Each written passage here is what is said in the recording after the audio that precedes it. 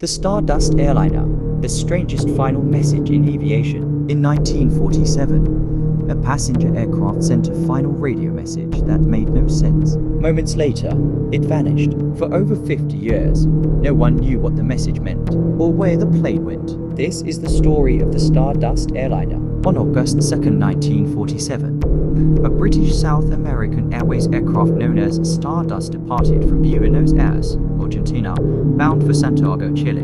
On board were 11 people, passengers and crew. The aircraft was an Avro Lancastrian, a long-range plane adapted from World War II bombers. The flight plan was straightforward: cross the Andes Mountains and land in Santiago. But the Andes are among the most dangerous mountain ranges in the world. Flying over the Andes required precise navigation. Weather conditions were poor. Strong winds were present at high altitude. At the time, pilots relied on dead reckoning, estimating position based on speed, time, and wind. There was no GPS.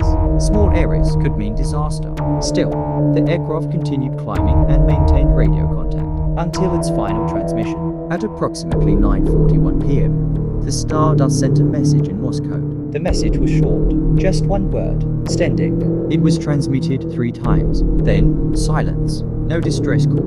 No mayday, no explanation. The aircraft never arrived in Santiago. Search teams were launched across the Andes. Aircraft, ground crews, and local guides searched the mountains. Nothing was found. No wreckage. No bodies. No emergency signals. The message Stendig baffled investigators. Was it a code, a mistake, or something else? The Stardust became one of aviation's greatest mysteries. For over 50 years, theories circulated. A secret code, a transmission error, a word spelled backwards, or a message sent under extreme stress. But without wreckage, nothing could be proven. The Andes kept their secret. In 1998, mountain climbers in Argentina discovered aircraft debris emerging from melting ice. It belonged to the Stardust. Investigators finally reconstructed what happened. The aircraft had likely encountered strong headwinds, causing the crew to believe they had crossed the mountains earlier than they actually had. They began descending too soon. The plane flew directly into a glacier. The impact buried it under ice for decades.